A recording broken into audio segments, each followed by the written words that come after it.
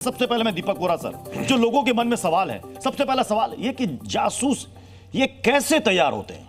बहुत अहम प्रश्न पूछा है आपने। बहुत बहुत धन्यवाद कि आपने अपने शानदार प्रोग्राम में मुझे शरीक किया। आपका चैनल बेमिसाल है, यू आर द बेस्ट। और इतने सारे विशेषज्ञ, मैं थोड़ी छुट्टी लेके घर जा सकता हूँ क्या? इतने सारे इन जासूसों को पकड़ना बहुत ज़रूरी है। अब रिक्रूट कैसे करते हैं?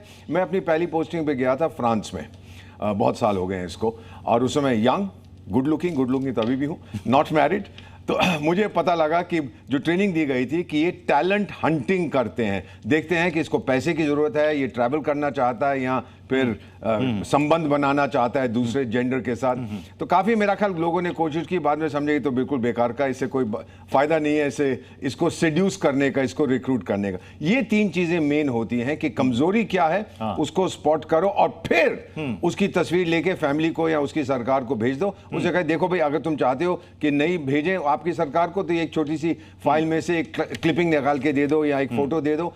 फंस जाते हैं, फिर फंसते जाते हैं दलदल में और डूबते जाते हैं। इसीलिए हमारी ट्रेनिंग, अगर कभी ऐसी चीज हो जाए, फंस जाओ, सीधा सरकार को बोलो देखो जी मैंने तो खूब कर लिया, अब मुझे वापस बुला लीजिएगा। ओके, मैं एनके सूद सर, मैं आपके पास आ रहा हूं क्योंकि आपका एक लंबा अनुभव भी है रॉ का। अब ये बताइए कि जो ये खुफिया एजेंसियां होती हैं जो दूसरे मुल्क की, उनके सॉफ्ट टारगेट पर किस उम्र के लोग रहते हैं कि लगता है कि हाँ ये हमारे लिए काम का है? देखिए, कोई उम्र का इसके अंदर बैरियर नहीं है, किसी चीज़ का बैरियर नहीं है। जैसे हम मिस्टर वोरा ने सारी बातें बताई कि टैलेंट स्पॉटिंग पहला काम होता है। अगर हम किसी पार्टी में जाते हैं या कोई हमारे पास आता है किसी काम के लिए, तो हम देखते हैं कि क्या ये आदमी किसी काम का है, इसकी क्या कैपेबिलिटीज़ हैं, इसके बारे में क्या है, लगता है कि हमारा काम कर सकता है। किसी सेंसिटिव जगह में काम कर रहा है तो हम उसको डेवलप करना शुरू कर सकते हैं, दोस्ती करनी शुरू करते हैं। और लगता है किसी काम करनी है तो उसको हम फेंक देते हैं, कोई यूज़ नहीं है। लेकिन अगर हमें लगता है कि कुछ हो सकता है, एक कैटेगरी होती है कि आदमी किसी काम का है, तो हम इमीडिएटली उससे रिश्ता बनाना शुरू कर देते हैं और साथ साथ उसको डेवलप करते हैं। देखिए, हम उस आदमी के बारे में जानते हैं, जैसे उससे दोबारा मिलेंगे किसी पार्टी किसी चाय के ऊपर, फिर उनसे बात करेंगे, जनरल टाइप की बात करेंगे, लेकिन कोई इंटेलिजेंस से किसी चीज़ की बात नहीं की जाती, बात जनरल की जाती है। और उसको साथ उसको विश्वास बनाना पड़ता है कि तुम हमारे दोस्त हो। एक बार दोस्ती हो जाए, फिर हम देखते हैं इसकी क्या वीकनेसेस है, क्या चाहता है। अगर उसके कुछ जो स्ट्रॉन्ग पॉइंट्स है उनको भी देखा जाता है कि अगर बहुत ज़्यादा नेशनलिस्ट है तो उसको दूसरे टाइप का काम दिया जाएगा। अगर वो उसकी झुकाव है इंडिया की तरफ तो अलग बात है। अगर उसकी वीकनेस है तो उसको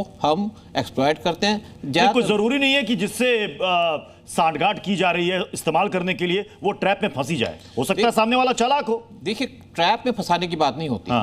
ट्रैप में उसको फंसाया जाएगा जो मतलब हमें लगता है कि ये फंसेगा नहीं या इसकी कोई कमजोरी है, उसको ट्रैप में फंसाया जाता है। जो दोस्ती की बात हो या इंडिया को पसंद करता हो तो हमें प्रॉपर इन्फॉर्मेशन देता है। देखिए, जो जासूस की काम करते हैं या सिक्योरिटी एजेंसीज काम करती हैं, वो अपनी देश की सिक्योरिटी, देश के इंटरेस्ट को लेकर काम करती हैं। और अगर हमें कोई दूसरा काम करना होता है, जैसे पाकिस्तान के आईएसआई का काम क्या है, वो अपनी सिक्योरिटी नहीं देखता, वो देखता किस देश के अंदर कैसे बम चलाया जाए। और इसी तरीके उसने जो आपके ज्योति मल्होत्रा जैसे लोगों को पकड़ा है। और फिर उसकी जैसे मेन चीज होती है, आप देखिए पुरानी तीन चीजें होती हैं, 3 Ws, वुमेन, वाइन और मनी। वाइन तो खैर आजकल मिल जाती है आराम से, लेकिन लेकिन पैसे की ज्यादा जरूरत होती है। पैसे की ज्यादा जरूरत। ये कमजोर कड़ियां क्या होती हैं, कैसे सेलेक्ट किया जाता है कि ये मेरे बात पे आ जाएगा, इससे मैं सारी इंफॉर्मेशन निकाल सकता हूं। एक हनी ट्रैप का मैंग सर, ये बार बार जिक्र आता है, हनी ट्रैप, ये हनी ट्रैप में फंसा, वो हनी ट्रैप में फंसा, इससे ये जानकारी निकाली। ये कैसे फंस जाते हैं लोग, कैसे इस्तेमाल होता है इसका? देखिए प्रत्युष जी, ये जमाना है सोशल मीडिया का। सोशल मीडिया में एक टर्म इस्तेमाल किया जाता है, उसको कहते हैं वैलिडेशन, सत्यापन।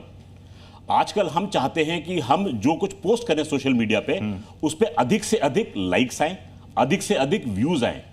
यहां से शुरुआत होती है इस सब चीज की, और धीरे धीरे करके वो आपसे अंतरंग बात पे भी उतर आएंगे।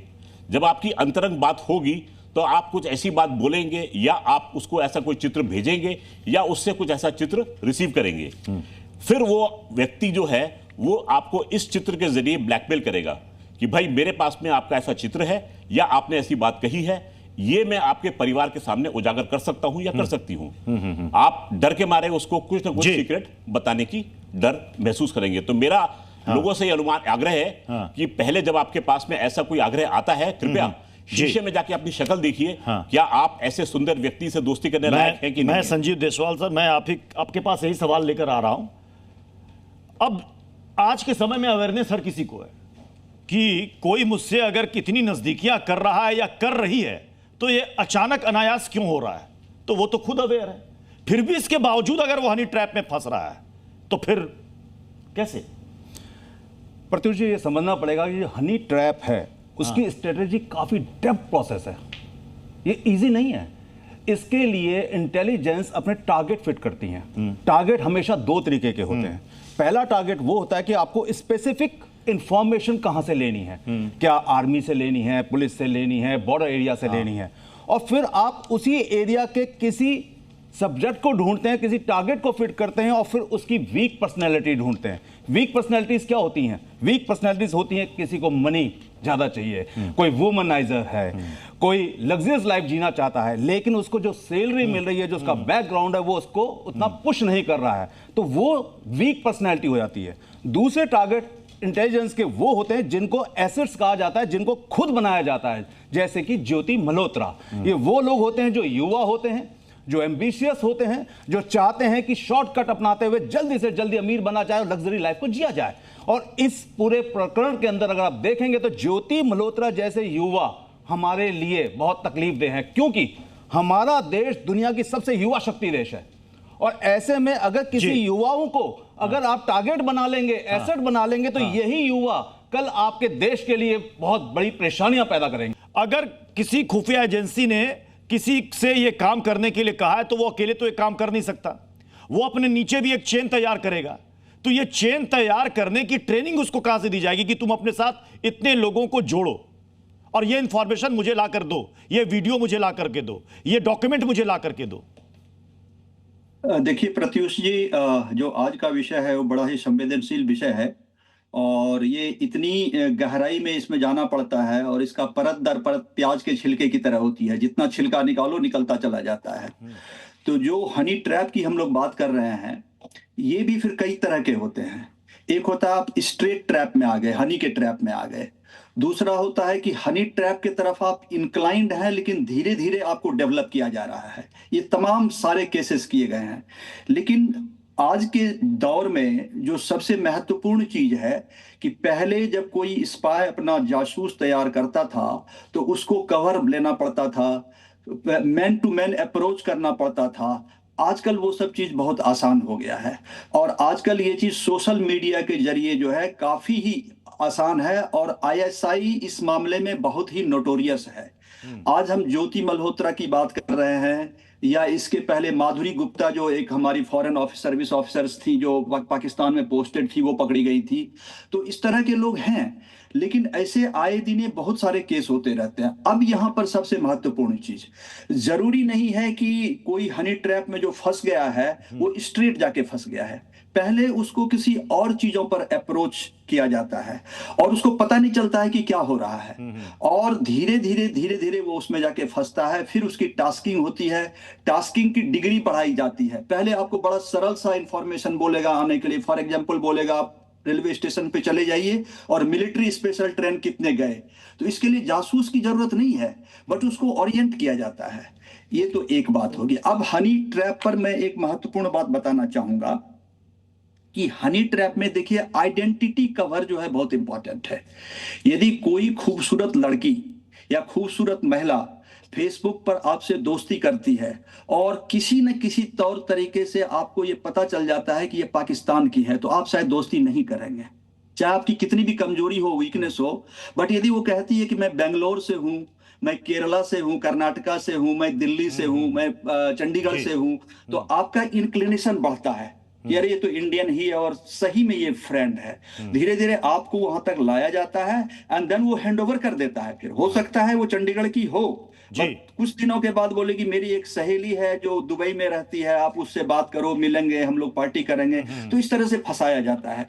सो honey trap is a very very vulnerable aspect of ISI operations. इसमें अभी जो सोशल मीडिया वाला पार्ट है, इस पर हमें बहुत जोर देने की आवश्यकता है। नॉट ओनली कि it is always a Ben, it can be A boon also. आप सोशल मीडिया से आप ट्रैक भी कर सकते हैं ऑपरेटिव्स को। ठीक है, मैं हनी ट्रैप से अलग निकलकर बात करता हूं दीपक वोरा सर, क्योंकि अभी जितने लोगों को पकड़ा गया जिन पर ये आरोप लग रहे हैं जासूसी के, उसमें से ज्यादातर कम उम्र के हैं। जी हाँ, कम उम्र के लड़के हैं। एक ऐसा है जो कि विडो है। तो क्या इनके टारगेट पर ऐसे लोग रहते हैं जो ये देखते हैं कि इनकी माली हालत कैसी है, इनको किस चीज की जरूरत है, इनको तुरंत पैसे की जरूरत है, या इसकी ये लत है, इस लत की वजह से इसको पैसे की जरूरत है, तो वो फुलफिल ये लोग करते हैं? 74 साल की मेरी उम्र है, मुझे कोई ट्रैप नहीं करेगा क्योंकि पता नहीं कब मैं चला जाऊं। लेकिन यंगर लोग वहां रहते हैं, काफ़ी देर तक रहेंगे। कोई यंग सर्विस ऑफिसर है, मिलिट्री ऑफिसर है, सिविल सर्विस है, आगे बढ़ेगा तो इसको कॉन्ट्रैक्ट रखते हैं। सर एक चीज़ हनी ट्रैप की बताना चाहता हूँ। एक कोई बदमाश है, अपने आप को शरीफ कहता है मैं प्राइम मिनिस्टर हूँ पाकिस्तान का। तो इसके बारे में एक बड़ी कहानी, मेरे पाकिस्तानी फ्रेंड्स जो रिटायर हो चुके हैं, विदेशों में रहते हैं, कहते हैं कि लाहौर में जब ये चीफ मिनिस्टर था तो ये 14th या 15th गर्लफ्रेंड के घर जाता था, काफ़ी दूर था, तो उसने एक फ्लाईओवर वहां पर बना दिया कि जल्दी से पहुंच जाए उसके घर पे। उसको आज तक लाहौर में हनी ब्रिज कहते हैं। तो अपनी हनी के पास ये जाया करता था चीफ मिनिस्टर पंजाब, जो इस समय वहां का प्रधानमंत्री है। एनीवे, जो मैं बता रहा था सर, ये यंगर लोगों को ट्रैप करते हैं। और एक चीज और, ये क्या ढूंढते हैं? Narcissistic personality. नार्सिसिज्म वो होता है, नरगिस जो हम कहते हैं पर्सनैलिटी, जिनको प्रेम की जरूरत होती है, जिनको अप्रिसिएशन की जरूरत। बचपन में कई ट्रॉमा होगा, माँ के साथ नहीं रहे, बाप के साथ नहीं रहे, ये चाहते हैं कि सारी दुनिया हमें पसंद करे। यहां तक कि सोशल मीडिया पे अगर आपने लाइक नहीं किया उनको, तो वो आपको फोन करके बोलेंगे, खबरदार आपने लाइक क्यों नहीं किया मैंने जो पोस्ट ये किया। बहुत इंपॉर्टेंट पॉइंट आप बता रहे हैं। ये कहा जाता है कि उनके टारगेट पर ऐसे लोग होते हैं इनके सर कि या तो उनको सिस्टम से नाराजगी है, या जीवन में बहुत ज्यादा खुश नहीं है जी, हर चीज को नेगेटिव एंगल से ही देखते हैं। क्या ऐसे लोग कि ये जो है सिस्टम से नाराज है, ये फला सरकार से नाराज है, इस पार्टी से नाराज है, इससे इंफॉर्मेशन निकालो, ये आसानी से दे देगा। ये फ्रस्ट्रेटेड लोग तो हैं। लेकिन अगर आप ज्योति मल्होत्रा केस देखें, ये क्या कर रही है? ज्योति मल्होत्रा एक तरीके से अपने आप को प्रेजेंट कर रही है बिगनी पहन के, यानी कि ये यूज करना चाहती है अपने आप को कि आप मेरे साथ कांटेक्ट करो और फिर मैं आपको आगे रास्ता दिखाऊंगी। पाकिस्तान इसको इस तरीके से यूज कर रहा है। देखिए, आप एक हनी ट्रैप की बात करते हैं, कुछ लोग जाते हैं हनी ट्रैप होना चाहते हैं, शहद चाटना चाहते हैं, और ज्योति मल्होत्रा शहद चाटने चली गई थी पाकिस्तान मिशन के अंदर कि मुझे आप अडॉप्ट करो, मुझे यूज करो, मैं आपके लिए काम करूंगी। तभी पाकिस्तान 3 बार गई, तभी उनके एजेंडे पे काम कर रही थी। ये तो शुक्र है कि हमारा ऑपरेशन सिंदूर स्टार्ट हुआ, वो भी स्टार्ट हुआ जो अप्रैल 22 की इंसिडेंट हुई, और जहाँ पे 36 लोगों की जान चली गई, 26 लोगों की जान चली गई। लेकिन बड़ी अनफॉर्चुनेट बात है, लेकिन उसके पीछे जो एजेंडा क्या था, जो ज्योति मल्होत्रा पूरा कर रही है, वो है कि अपने चैनल को यूज करना, वहां से उनको इन्फॉर्मेशन देना कि यहाँ पे एक इसमें एस्पेक्ट ये भी आता है कि फंडिंग। भाई कोई आपके लिए मुफ्त में तो काम नहीं करेगा। अगर किसी से कहा जा रहा है कि तुम इस संवेदनशील जानकारी को निकाल करके दो, तो कहेगा कि साहब आप तो हमारी जान मांग रहे हो, मैं वहां कैसे जाऊंगा, वहां से वीडियो कैसे निकालूंगा? तो उसको लालच क्या दे जाएगा, चलो तुम्हें इतने लाख रुपए दे रहे हैं, कर दोगे क्या? जी जी जी। ये पैसे, ये ट्रांजेक्शन कैसे होता है? हवाला के जरिए होता है, कैसे होता है ये? प्रत्युष जी, इस पूरी घटनाक्रम में आप देखेंगे एक एहसान और रहीम नाम का एक व्यक्ति था, पाकिस्तानी कंसुलेट में काम कर रहा था, दानिश नाम था उसका, एलियस जो था, वो इनके संपर्क में आता है क्योंकि ये विजिट करती है पाकिस्तानी हाई कमीशन को। वो इनके संपर्क में आता है, इनके संबंध जो है वो अंतरंग बनते हैं। ये दोनों बाली घूमने जाते हैं। ये अपना विजिट ट्राई करती हैं उड़ीसा के लिए। उड़ीसा की एक यूट्यूबर है, नाम है उनका प्रियंका सेनगुप्ता, वो इनका पूरी का पूरा विजिट कोऑर्डिनेट करती हैं, और फिर जो है ये उस लेडी को भेजती है करतारपुर पाकिस्तान। तो आप देखिए, यूट्यूबर का नेट चला यहां पर, और एक यूट्यूबर ने दूसरे को प्रमोट किया, उसको बोला कि भाई तू पाकिस्तान जा। पाकिस्तान से एक व्यक्ति है जो कि हवाला के जरिए पैसे जो है वहां से लाता था। इसमें एक गजाला खातून नाम की महिला भी है, 31 साल की।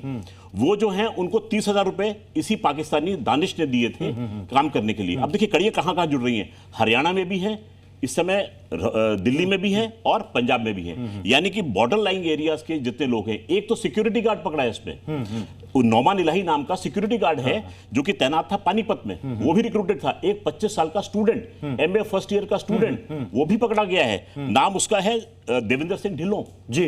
तो आप देखिए, जैसे आप बोल रहे थे, यंग लोगों को पकड़ के, यंग लोगों को पकड़ रहा है। मैं संजीव सर ये समझना चाहूंगा कि अगर मान लीजिए कोई बहुत ही गोपनीय और संवेदनशील जानकारी निकाल रहा है, और वो भी कुछ डॉक्यूमेंट निकाल रहा है, तो जाहिर सी बात है कि अकेले दम की बात तो नहीं है उसकी। बिल्कुल, उसमें कोई गद्दार मौजूद है। तो हर कोई हनी ट्रैप में फंसकर, ब्लैकमेल होकर ऐसा कर रहा है, ये भी सही नहीं है। हो सकता है कि वो कुछ और चाह रहा है जो उसे मिल रहा है। देखिए, हमें कोई बड़ी रकम ले रहा हो कि भाई तुम यहां नहीं, मेरे उस अकाउंट में, बाहर वाले अकाउंट में तुम डाल दो। देखिए जो मनी ट्रांजैक्शन है वो किसी भी रूप में की जाए पकड़ी तो जाती है, क्योंकि मनी ट्रांजैक्शन कहीं ना कहीं किसी ना किसी रूप में ट्रांजैक्ट हो रही है। लेकिन समझना हमें ये पड़ेगा कि जो पाकिस्तान की वार क्रोनोलॉजी है, जो प्रॉक्सी वार है, वो प्रॉक्सी वार पहले क्या हुआ करता था। आज से 20-25 साल पहले वो क्या करते थे, स्लीपर सेल एक्टिवेट कर देते थे, बम फोड़वा देते थे, हमारे देश के अंदर कहते हैं बॉर्डर पे गोलियां चला के आतंकवादी घुसा देते थे। ये प्रॉक्सी वार था। मुझे ऐसा लगता है कि पाकिस्तान की प्रॉक्सी वार बदल रही है। प्रॉक्सी वार में वो युवाओं को यूज कर रहा है और हमारे देश के उन युवाओं को यूज कर रहा है जो दो तरीके से चोट पहुंचा सकते हैं। पहली चोट एक नैरेटिव बनाते हैं, ये वो कहते हैं युवा होते हैं जो सोशल मीडिया के ऊपर एक फॉलोवर होते हैं, उनके फॉलोवर से कहते हैं बात करते हुए एक जो सवाल जो दर्शकों के मन में भी है दीपक वोरा सर, कि अगर इसको किसी जासूस को किसी खास मिशन के लिए उन्होंने रखा है कि मुझे इस जगह पर, मान लीजिए आतंकी घटना किसी को करनी है, आईएसआई उसके लिए साजिश रच रहा है, हमें ये इंफॉर्मेशन दो, तो ये तो बोलेगा कि अगर कल को मैं फंस जाऊंगा तो कैसे निकलूं। क्या उसको ट्रेन किया जाता है क्या 100%। कि अगर आप किसी के शक के दायरे में आ रहे हो, किसी शक के रडार में आ रहे हो, तो आप अपने आप को ऐसे बचाओ। एक आप मुझसे बेहतर जानते हैं रिसर्च एंड एनालिसिस विंग के एक बहुत सीनियर ऑफिसर थे, वो अमेरिकी के शिकंजे में फंस गए थे और जब उनको हमने आउट करना चाहा तो रातों रात घर छोड़ के चले गए, कोई दूसरा पासपोर्ट लिया, सुनिएगा इसको, और फिर नेपाल गए, नेपाल से उनको अमेरिकन पासपोर्ट देके अमेरिका भेज दिया गया। उनका नाम मेरा ख्याल अगर मैं गलत नहीं हूँ रविंदर सिंह था। तो वो अमेरिका चले गए, वहाँ पे नया जीवन लिया, नई आइडेंटिटी की, और जब वो एंड में उनका अंत आया, अकेले पुअर हाउस में मरे हैं, कोई नहीं था उनके साथ। देशद्रोह के साथ, देशद्रोही का कोई उसका सगा नहीं होता, कोई उसकी इज्जत नहीं करेगा। Even his wife was not there कि इस आदमी के साथ मेरे कोई संबंध नहीं है, उसने किया सब था कि अपना अच्छा जीवन कटाऊं एक्सेट्रा। तो ये एक सबक है जो लोग करना चाहते हैं और सही इनको ट्रेनिंग दी जाती है। कोई बात नहीं, फंस जाओगे, अरे फिक्र मत करो, विदेश मंत्रालय में दीपक वोरा मेरा दोस्त है, वो बचा लेगा, ये दोस्त है वो बचा लेगा, ये चीजें बताई जाती है। सर यूज एंड थ्रो, बिल्कुल, use and discard, use and discard, sir use, abuse and discard, सब कुछ यहां पर डिजिटली चल रहा है। तो क्या आईएसआई की नजर में उनके टारगेट के लिए या उनके लिए स्पाई के लिए ऐसे लोग चाहिए जो पढ़े लिखे हो, जिसको कहते हैं कि वो टेक सेवी हो, मतलब सारी चीजों के बारे में जानकारी हो? आजकल वीपीएन का बड़ा इस्तेमाल होता है कि अपनी आइडेंटिटी, आईपी एड्रेस जो डिस्क्लोज ना करो। बिल्कुल सही आपने बताया, बट हाईटेक तो चाहिए ही चाहिए उनको, जो कम से कम फेमिलियर हो, बट उसमें भी लेयर होता है प्रत्युष जी, लेयर होता है। एक तो हो गया जो कोर ऑपरेटिव हुआ, फिर उसके पेरिफेरियल्स होंगे जो छोटे मोटे, जैसे अभी पैसे की बात आपने की, तो जरूरी नहीं है कि पैसा हवाला से ही आए, उनके स्लीपर सेल हो सकते हैं जो बड़ा ही ऑर्डिनरी आदमी होगा, या दर्जी होगा, या दुकानदार होगा, जूता का दुकान होगा, या कुछ होगा, उससे वो कहेगा भाई फलाने नसीम भाई को 30,000 रुपया दे देना। वो तो नसीम को बात कर रहे हैं सर आप, स्लीपर सेल का अक्सर लोग सुनते हैं कि स्लीपर सेल, तो ये मतलब किसी पान वाली गुमटी में चले जाओ, किसी चाय के खोखे में चले जाओ, वहां से पैसे ले लो। वो बड़ा ही नॉन सस्पेक्टिंग होता है, उसको आप भी सस्पेक्ट नहीं करिएगा, कोई सस्पेक्ट नहीं करिएगा, लेकिन जब तार जोड़ा जाता है तब वो तार पहुंचता है। यारी और गद्दारी, ये दोनों को हमारा सिस्टम जो है इतना मजबूत है कि अच्छी तरीके से पहचानता है, जानता है और पकड़ भी लेता है। इसलिए कई सारे ऐसे लोग जिन पर ये आरोप लग रहे हैं, जो कि शक के दायरे में, वो पकड़े भी जा रहे हैं और उनसे पूछताछ भी चल रही है। और मुझे उम्मीद है कि आपके मन में स्पाई को लेकर, जासूस को लेकर जितने भी सवाल होंगे, हमारे एक्सपर्ट्स ने सभी सवालों का जवाब बहुत ही आसानी से और सरलता से आपको दिया। बहुत बहुत शुक्रिया आप सभी का हमारे साथ जुड़ने के लिए। खबरों का सिलसिला जारी रहेगा, आप देखते रहिए जी न्यूज़।